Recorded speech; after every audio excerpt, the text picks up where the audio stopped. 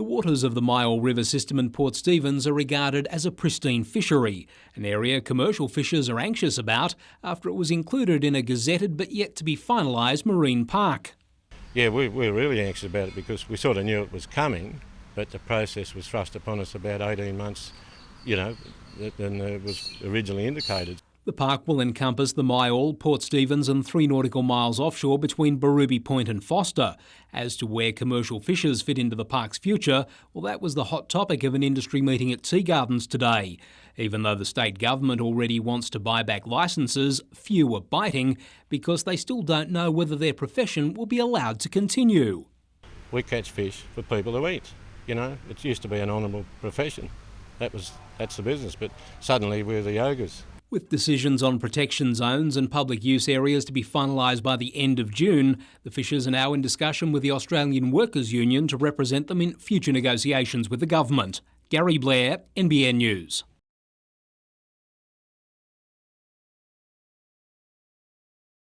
He's a 2-time national champion, but sprinter Josh Ross admits his last run wasn't up to scratch. I just wasn't hungry enough, wasn't angry, wasn't aggressive, sort of just going through the motions. An attitude he won't be taking with him to Sydney tomorrow night for the Commonwealth Games trials. Come Thursday, I'm going to let the animal out. And that dogged determination has caught the eye of Ross's rivals as they chase a spot in the 100-metre sprint. I just think he's got guts, and the Stall Gift's a classic example. When you're running from behind, he seems to do extremely well. Ross needs to run a qualifying time of 10.21 seconds tomorrow night or catch the eye of selectors by finishing in the top 3. It's not quite do or die, but try telling the contenders that. There are 3 spots, there's a discretionary spot as well. So it's basically, I think you've got to win it. Adam McIlrick, NBN News.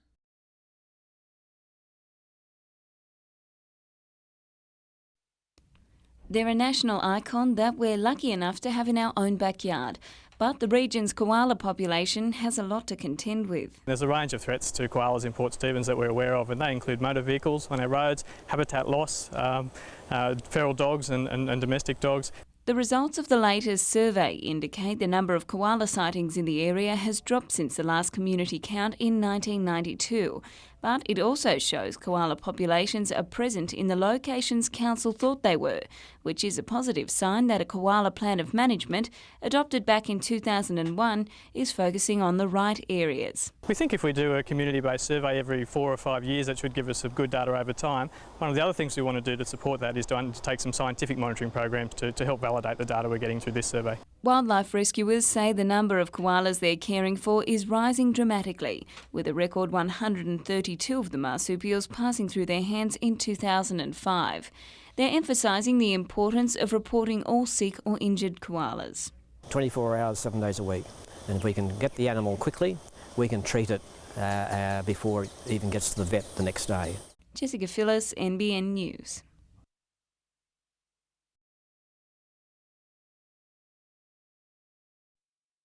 This is as close as Aaron Trahair has come to Pirates training this week. Further scrutiny to a troublesome foot injury has shown the stress fracture is serious, so much so it's ended his season. Likely to miss the first playoff as well, Trahair will only suit up again if the Pirates progress to the next round of the final series. Back to the Commonwealth Games swimming trials. And Merryweather's Prue Watt represented the Hunter Club in the 50-metre freestyle event for elite athletes with a disability. Despite finishing first in the final, her classification meant the vision-impaired Watt bagged bronze. And injury has forced Newcastle District cricket selectors to name a changed lineup for Sunday's Country Cup final against the Central Coast. Headed by Simon Moore, the side isn't light on batsmen, but bowling stocks are a worry. Adam McIlrick, NBN News.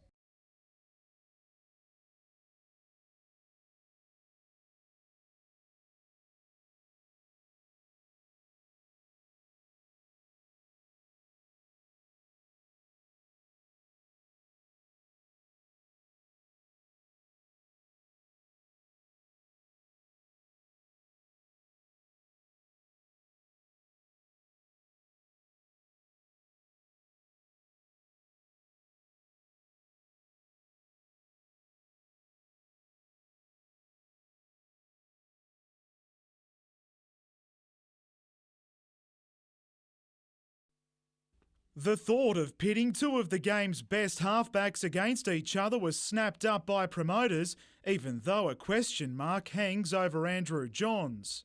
I suppose it's up to the coach. But if I'm feeling okay, I might play 20 minutes or half the game, we'll see. The Knights' number 7 is still on the comeback trail since minor knee surgery late last year, but is showing promise. Today's the first time I've near run to 100%, so it's the best it's felt.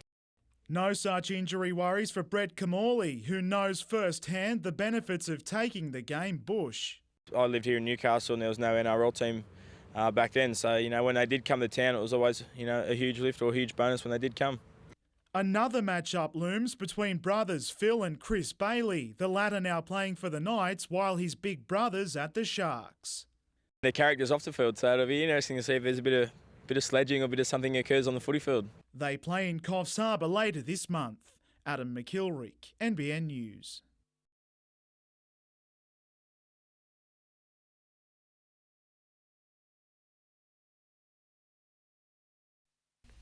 The CSIRO's dream is nothing short of massive, to completely eliminate carbon dioxide emissions from Australian power stations.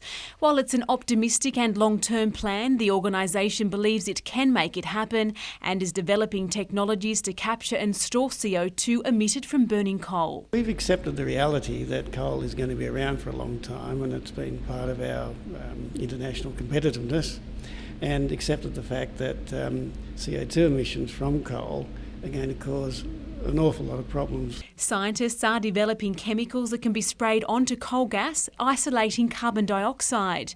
The aim is to then store that gas in underground structures such as reservoirs or even old coal seams.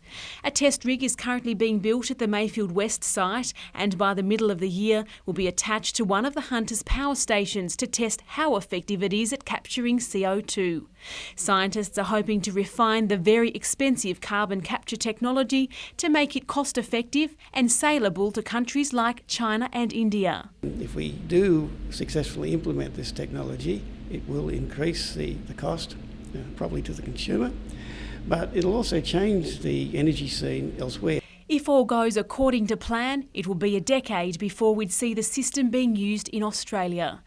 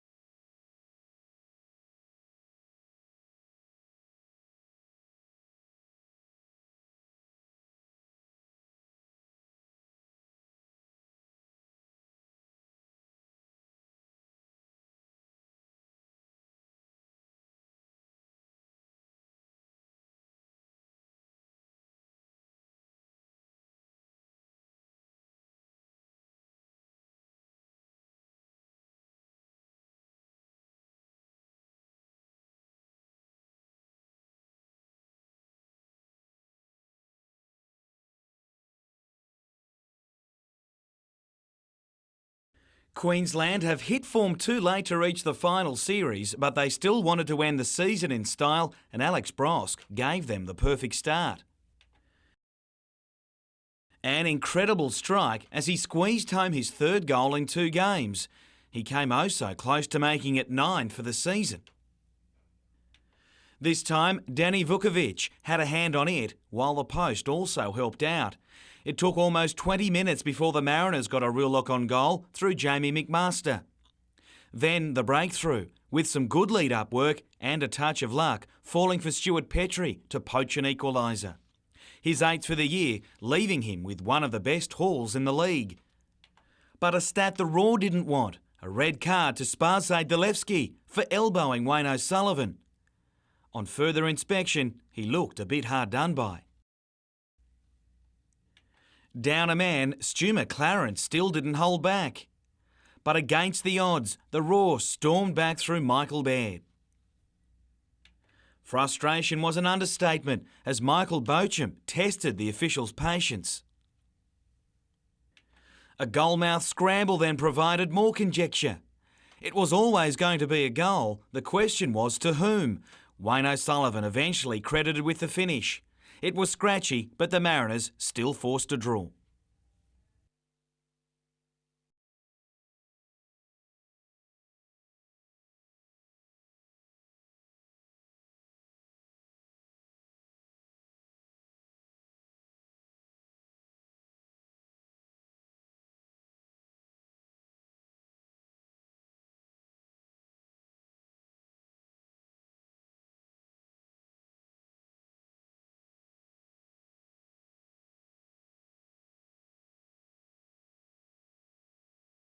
Heartbroken shopkeepers fronted at work today not to open up but to count the costs. A deliberately lit fire gutted a large section of the building, including the IGA supermarket at the Saratoga Village Shopping Centre.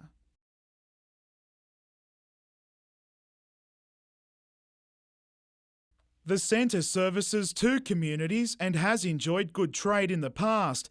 Even the shops which received only minor damage will suffer as well.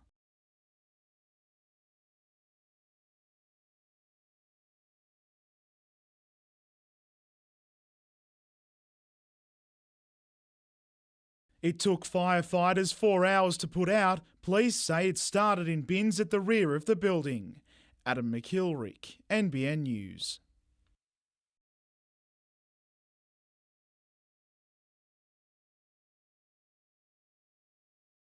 The odour from a rotting fish creates a smell like none other. So try to imagine life at Seaham this weekend, where 500 European carp went belly up in the local swamp. The results are showing that it's more related to dissolved oxygen, and it's a natural event. The unpleasant job of retrieving what's become a menace species was carried out this morning. On the flip side, it's given the swamp a new lease of life. It's a good thing for the swamp to get rid of the carp because they cause untold damage in terms of effects on other native aquatic life. Private drains connect the swamp with the Williams River, and to stop the carp from coming back, National Parks will consider installing a filter system. Tests are being done on algae, which experts believe is not the blue-green variety. There's no threat in terms of the water quality to the river at this stage. As for the dead fish, they've been taken to nearby Raymond Terrace, where they'll be turned into compost at the Bedminster Waste Recycling Plant. Adam McKilrick, NBN News.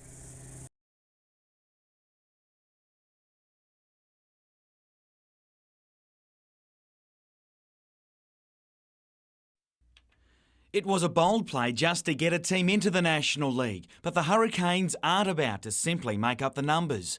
Fielding 2 American imports, they did the job early, with David Peach's power and poise netting him a first-quarter double. Boasting a host of national players though, including former Aussie captain Daniel Marsden, Brisbane looked the goods.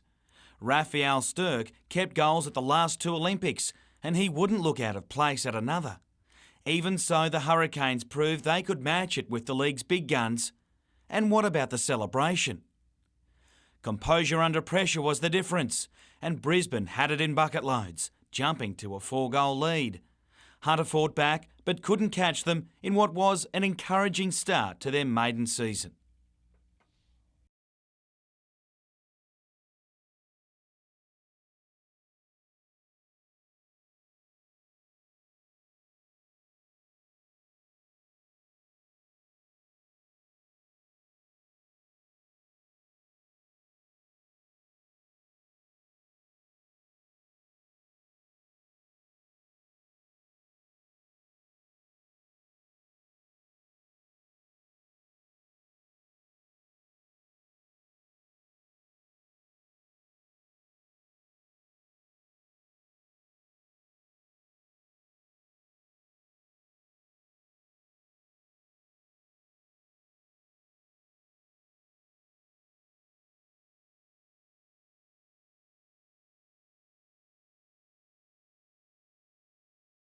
Last June, former Premier Bob Carr promised to continue funding the lake's rehabilitation project to the tune of $1.3 million a year, matching money raised locally through a ratepayer levy. But according to the Mayor, the state has reneged on the deal. A $700,000 shortfall from what the state were indicating they would be providing. But the member for Swansea says there's been no funding cut. It's just that instead of the money going directly to the council, it's now managed by the Hunter Catchment Management Authority, opening up the purse to other groups within the catchment to apply for a piece of the pie. All of the $1.36 million, no matter how it is structured, is going to be spent by the Project Management Committee on the lake. $18 million has been spent on restoring the lake in the past 7 years, and Milton Orkopoulos says the Mayor shouldn't be worried about another level of scrutiny. I'm sure that the ratepayers would love to know and have the confidence that the money that they have given out of their pockets is going to an accountable regime of spending on Lake Macquarie. Paul Lobb, NBN News.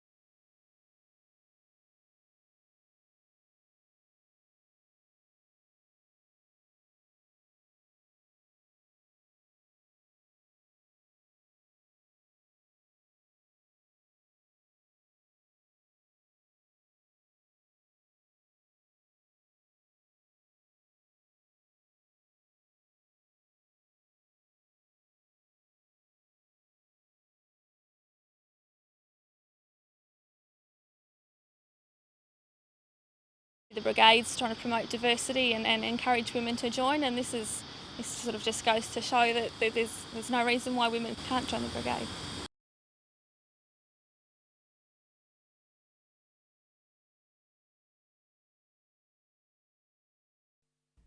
Uni is where the change comes from being a high school kid to becoming an adult student. This year, over 51,000 New South Wales school leavers applied for a University Admission Index, or UAI. The majority will go on to tertiary study. It's a big ask, with students forced to choose a career path at the tender age of 16 through HSC course selection. We were talking about the UAIs not being the be-all and end-all, nor is your actual choice of subjects, because lots of things are not sealed. You're not fixed in that for the rest of your life. While some know exactly what they want to study from day one, others battle with uncertainty about their choice of degree. There are some students who know they want to be a physiotherapist. They've always wanted to be a physiotherapist. They'll come and they'll be very successful. But there are other students who can make quite remarkable changes. However, the good news is you're not locked in, with the opportunity for movement between a number of degrees. But if over time, and maybe a year or 2 years, they decide that's not what they want to do, there always are opportunities for them to go and try and be selected into another of our programs.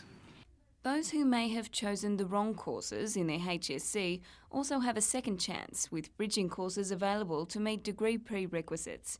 And if you missed out on a place this year, don't give up. If they haven't done particularly well in their HSC, they can come through our Pathways programme, or of course they can find other mechanisms of doing a TAFE programme to increase their UAI and try and come back into the university that way. That was the case for Lauren Tremelling, who, after missing out on a place at university, completed a tertiary preparation certificate at TAFE and has now been accepted into early childhood teaching. Well, when I got my UAI in 2004, I was devastated and I couldn't believe it. I didn't know what I was going to do. And then I started looking around at alternatives and I found that one. Tomorrow night, we take a look at the universities available right on our doorstep.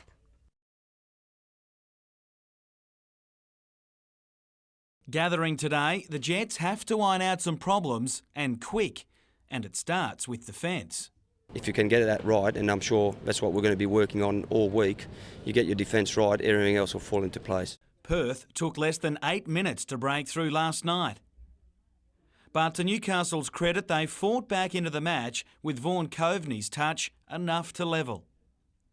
And the home side pressed for more, but despite a lion's share of possession, they were unable to break through.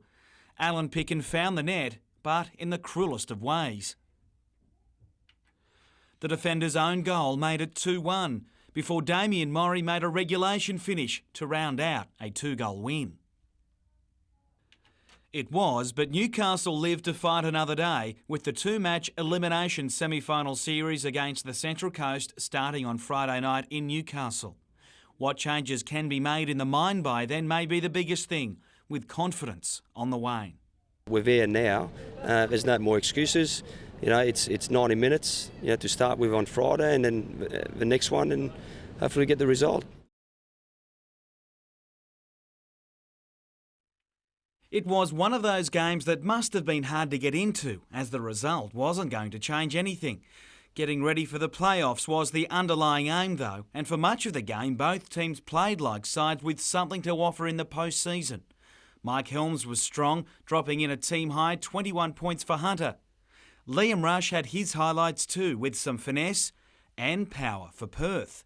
This jam requiring running repairs to the equipment. It was David Bailey who caused all the damage in the final quarter though.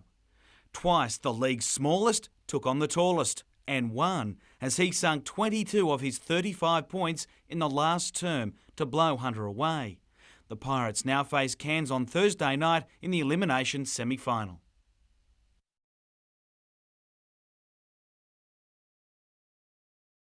All 16 AFL clubs are spending time in various regions around Australia under the Community Camps program. After the regular grind of pre-season training, it comes as a welcome change for Carlton.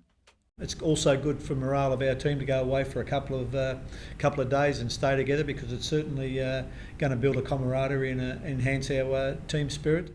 In League country, they can also move with a degree of anonymity. Yeah, be walking around, I guess, as strangers, people not knowing who you are, which is good for the guys, and it's all about us giving back to the community. Boasting a youngish players list, they got another chance to impress Coach Pagan late today. The training sessions, though, will be mixed, with a range of social engagements and coaching clinics until Wednesday night. Newcastle Water Polo Club side Easts has won its first New South Wales Country Championship overnight. In a boil-over, they beat defending champions Lake Macquarie 9-6 in the semi-final before going on to beat Central Newcastle by 2 in the decider. Central, though, with success in the Open Women's final, winning 8-4.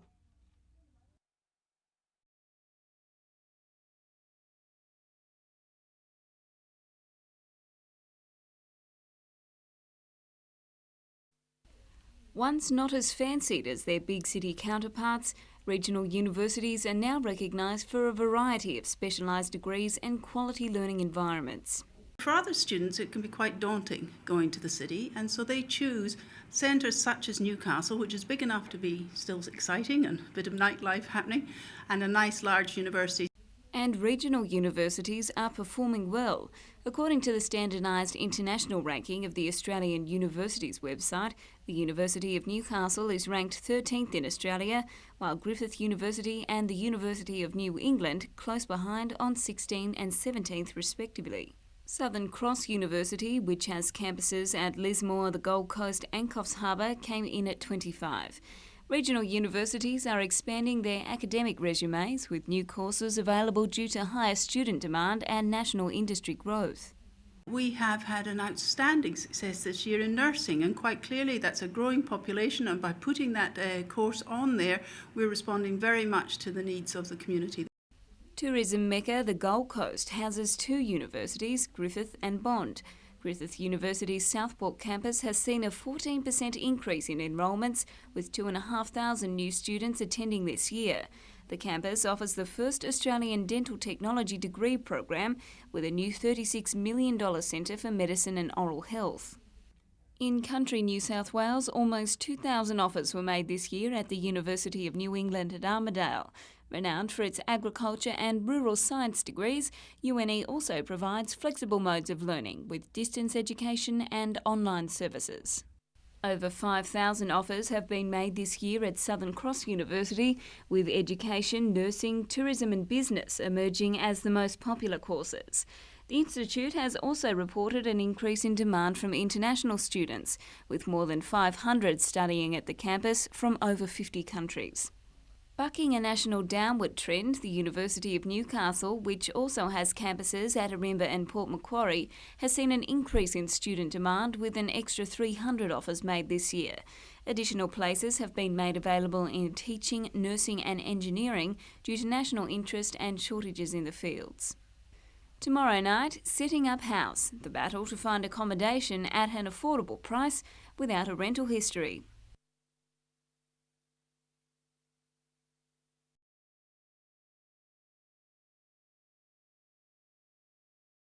Jets football manager Richard Money was pushing the most out of his players at training this morning, and here's why. With back-to-back losses and a fiery semi-finals derby to be played with the Central Coast on Friday, there's still work to be done. We haven't been as compact as we was early season, and we just need to get back to being more of a tight unit all over the pitch. Joe Wheelhouse will make his return from a calf injury for the all-important game in Newcastle, while Richard Johnson will be back from suspension.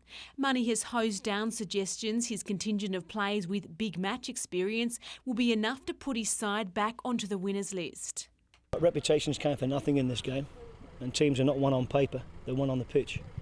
And if people have so-called reputations, then now's the time to let's see it. We've got boys who have played every bit as good as them. They're maybe not as well known as them, but they're every bit as good, so we'll just back ourselves. And tonight, the Hunter Pirates are in Cairns ahead of what could potentially be their last game. They face the Taipans in a sudden death playoff tomorrow night. I've just said to the guys, if we play as well as individually and collectively as we know we can, at both ends of the floor, then there's no reason why we can't win. Colleen West, NBN News.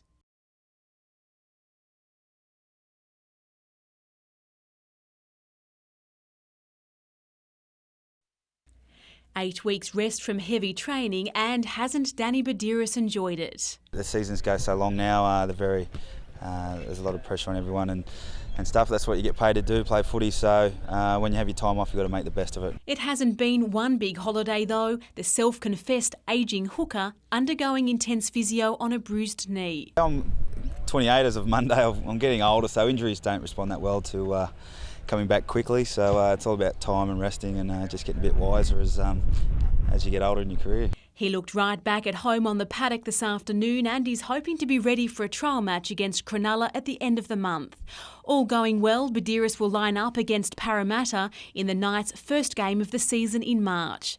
Meanwhile, Carlton AFL players were fish out of water today, taking to the waves at Nobby's Beach for an unofficial training session which proved, well, entertaining.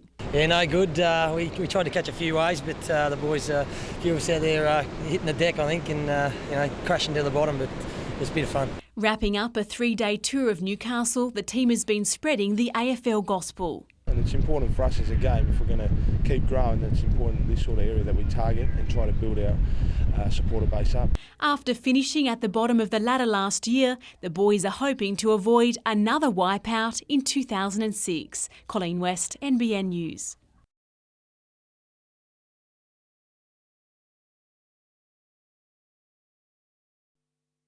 All of the people in this room have been robbed, and they're holding on to the slim hope of one day finding the items that were stolen.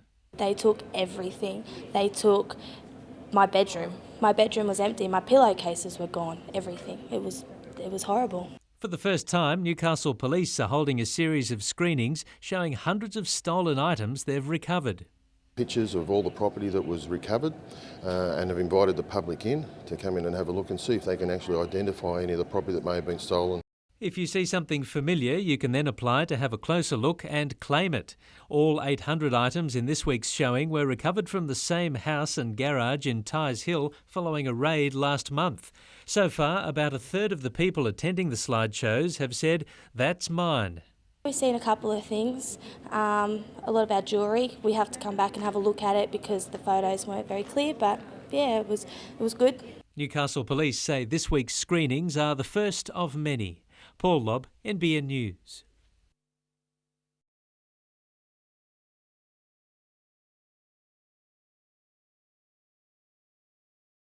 An extra $4 million a year is what Council says it needs to repair Newcastle's ageing assets.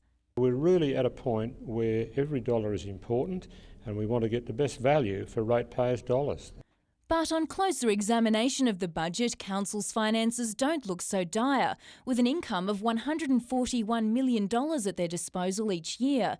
$62 million of that is currently spent on salaries, about 44% of the total council revenue. And by our calculations, there's 974 council workers, on average earning around $64,000 each. Now that's $12,000 more than your average Newcastle ratepayer. It's a huge amount, and I think that indicates how much money is spent on management and not the actual worker on the ground. But Council says to provide 150 services, the current number of highly qualified managers and well-paid professionals is essential. We had a major benchmark review of the level of our middle management about 7 or 8 years ago, and in fact we had a major compression of the middle management level.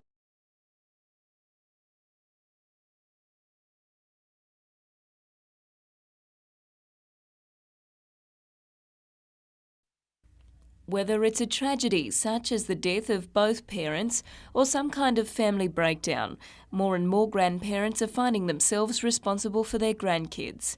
According to the Council on the Ageing, there are more than 22,500 grandparent-headed families in Australia, and with the age difference between carer and kid spanning 2 generations comes all sorts of difficulties.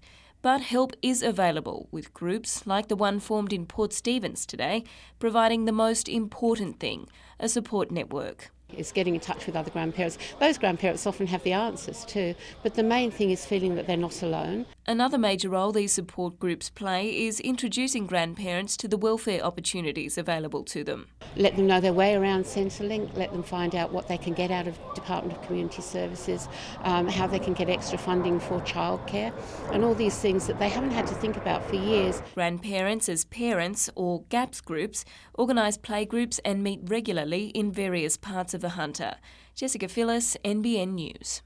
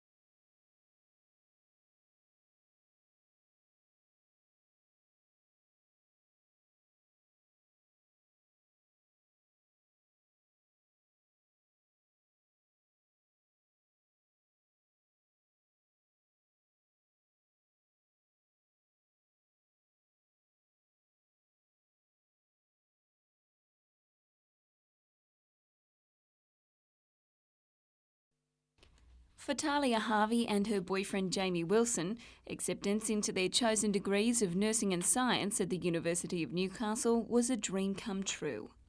Relieving. Yeah, really good. I was worried for a while, but good now that I'm actually in. The real challenge, however, was finding a place to live.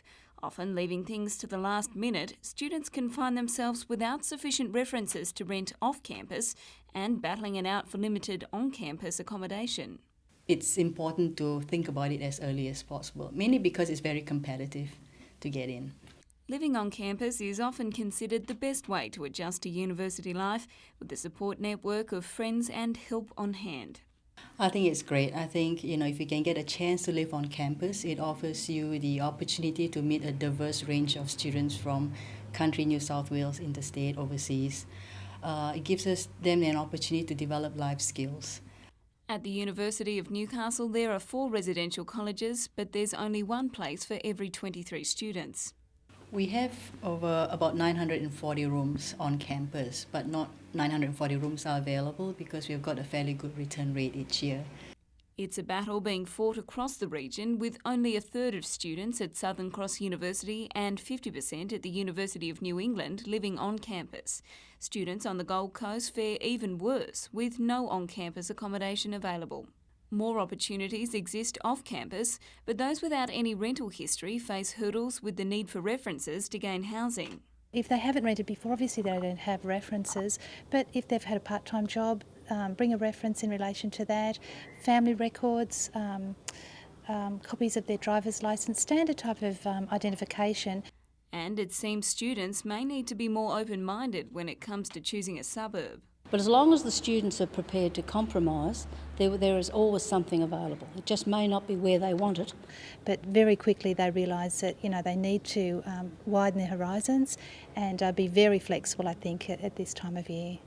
But for students like Lauren Tremelling, who are lucky enough to live close to campus, staying at home is a cheaper and more viable option. Money. I don't have money. I hardly ever work, so my mum's here to support me through that. And setting up house is no easy feat. Most students don't have any, let alone enough furniture for a home, but there are ways to reduce the cost of furnishing a house. Discount furniture stores stock affordable package deals, while second-hand dealers and garage sales are also a hotspot for bargains.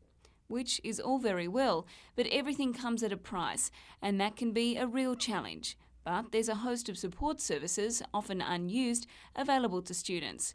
We'll tell you about those tomorrow night.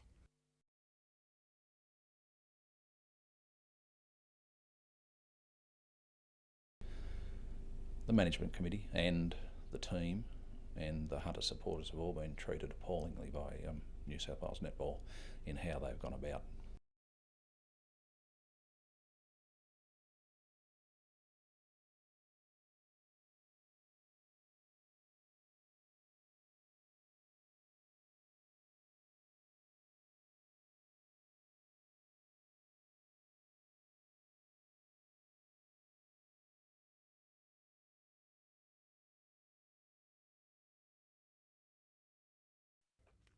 It takes a certain character to be a lighthouse keeper, resilience, dedication. Some say you'd have to be crazy. Well, maybe just a little.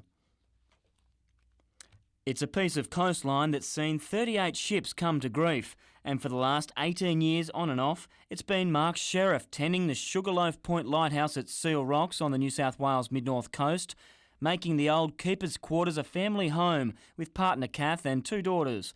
Mark is the last lighthouse man standing, but not for much longer. The ancient navigational aid is fully automated, eliminating the need for the noble old profession of lighthouse keeper. I gave it my best shot. As the old lighthouse keepers sort of saying, if it moved, you grease it, and it stays still, you paint it. Mark's role as caretaker ends when the living quarters are turned into tourist accommodation at the end of this month. I think keepers all around the country have been very valued, and even their communities have always been very hesitant when the manning has been withdrawn. The old lighthouse was built back in 1875, and every single day since then a lighthouse keeper has been on duty. But that all ends when Mark Sheriff clocks off for the final time. Like a moth to light, it won't be easy for Mark to leave the lighthouse he loves. Because it's just such a brilliant place. it's just alive. Look, I've always referred to the lighthouse as the other woman, really.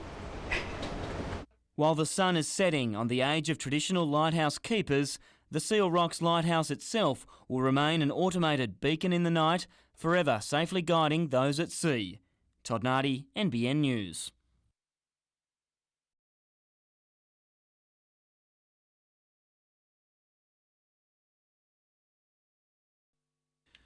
A financial planner by trade, Nick Moroney competes for love, not money. And after claiming his 6th national title at the weekend, today he got the nod for his 2nd Commonwealth Games.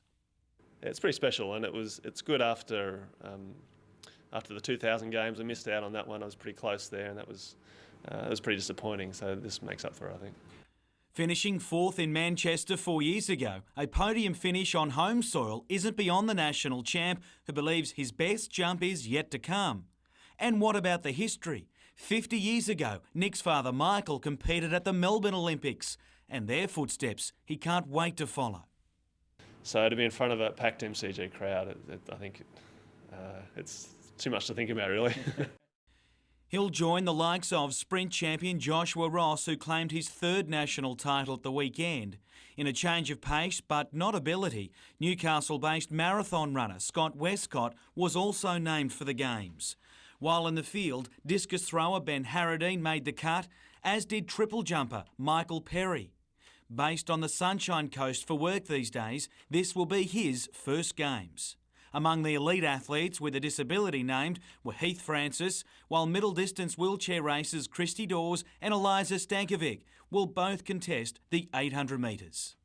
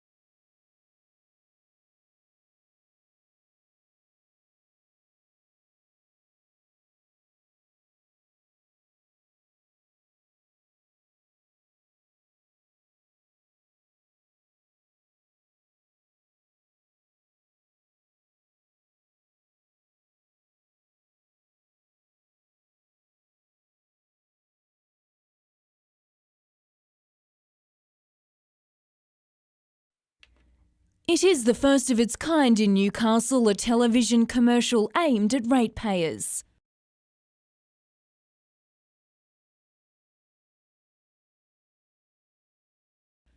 And ironically, the TV campaign is commissioned by the cash-strapped council. There's a cost to all this, and we think the cost is worth it. The last thing I would want to be part of is a decision being made and people saying, I didn't know anything about it. And today the big sell continued at the Newcastle Business Club, asking the group is it worth a gold coin a week to keep the city in mint condition. But when it came to question time, one rather bold woman took a stand, asking council to review some of its 150 services.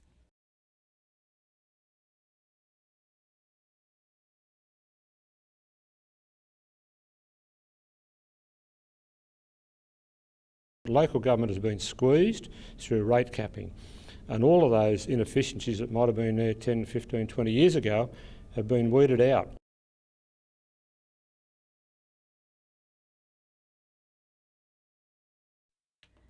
Leslie Salem is one of 71 nurse practitioners working in New South Wales public hospitals. She's a highly respected nurse with 26 years' experience, but in 2004 she became a trailblazer as one of the state's first nurse practitioners. It's taking your advanced clinical skills a step further and incorporating them with laws, legal aspects that allow us to prescribe, to alter medications. They also perform advanced clinical assessments and come up with patient management strategies. Leslie will soon be joined by another 60 nurse practitioners across the state, costing the state government $5.5 million. I cover 260 patients in 31,000 square kilometres, and so I think there's scope for one or two more. Some will pass through the University of Newcastle, which offers a 2-year course. This means that many of our students will now have secured positions at the end of the programme. It's very good news for nurse practitioners and for the university. While they don't substitute doctors, nurse practitioners are helping to alleviate workforce shortages within our health system, particularly in rural areas. They talk about nurse practitioners being about the top 2% of clinical nurses, so they're very, very expert nurses, and they don't want to be doctors.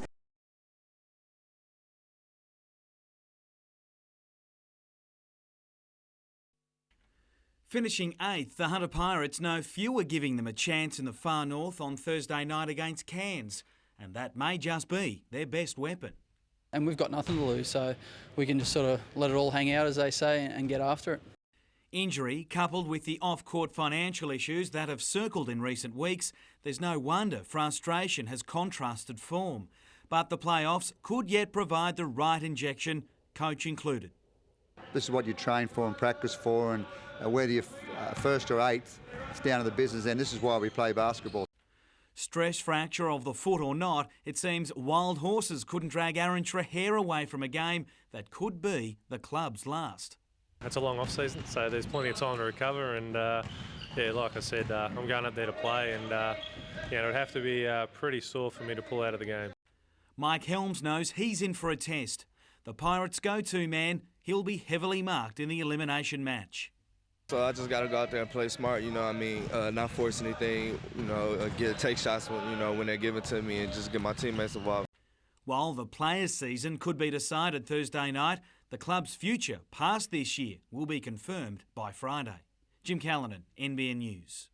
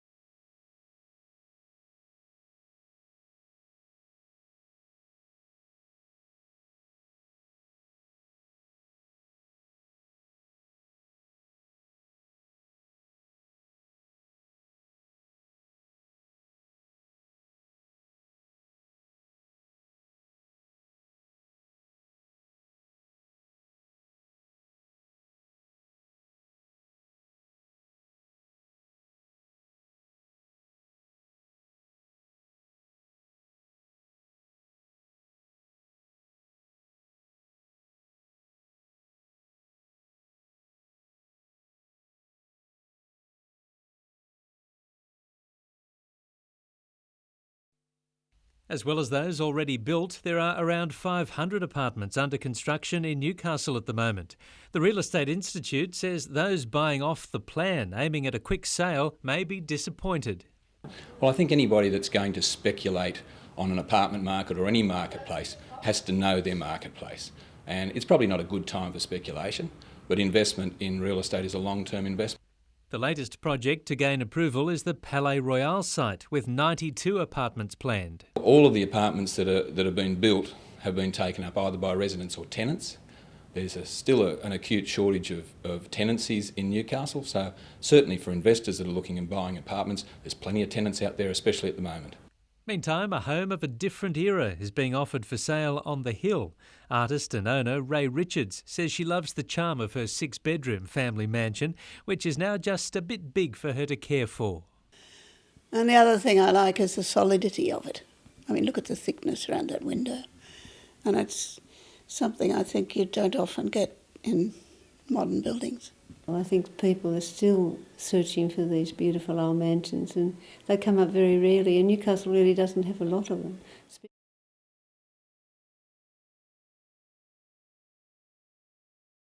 The smoke plume could be seen and smelt from as far as Lake Macquarie. At its heart, a fire burning through thick swampland at Tomago. It's just because of the type of vegetation, and grass fires tend to put up a lot of smoke just because of the fuel type.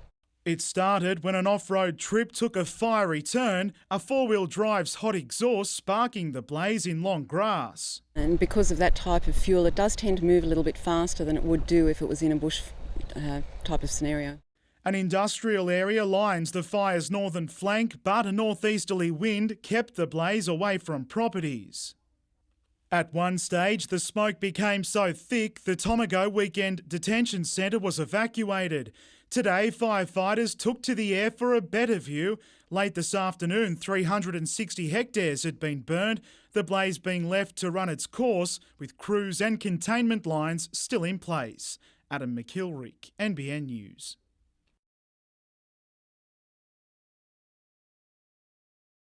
This is what the water at Secret Bay Butter Bar should look like. Further upstream, it's anything but picture perfect. It's a lovely wetlands area and we want to preserve this part of the lake. We don't want it deteriorated into a backwash.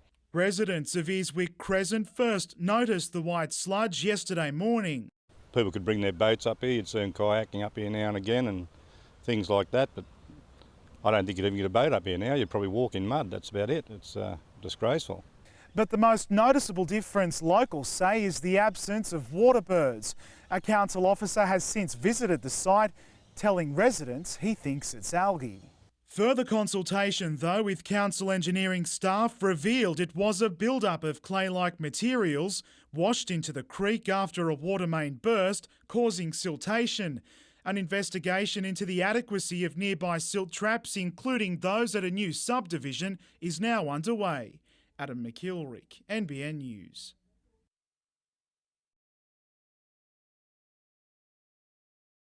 To say there's been a lot on Brad Davidson's mind of late would be an understatement, but today's news was all good. Obviously very excited with it all. I don't really remember much of the conversation other than you're in. It follows the disappointment of his club side, the Hunter Pirates, being eliminated from the playoffs on Thursday night, while the future of the franchise will be confirmed tomorrow, with sale and relocation the likely scenario. When there's not much talk going on, it's probably not going to be a good outcome for us. So, yeah, we'll just wait till tomorrow and see what happens. For now, he and Russell Hinder will concentrate on the games, with the latter meeting some of his Australian teammates today in Sydney. And despite the height advantage, even he was a little overwhelmed. It's not even a dream come true because I never thought I never even allowed myself to dream about making a Boomers squad. Diver Matthew Helm was always games bound after his gold and silver medal performance at the National Championships last week in Melbourne. He'll compete in the 10-metre individual platform and synchro events.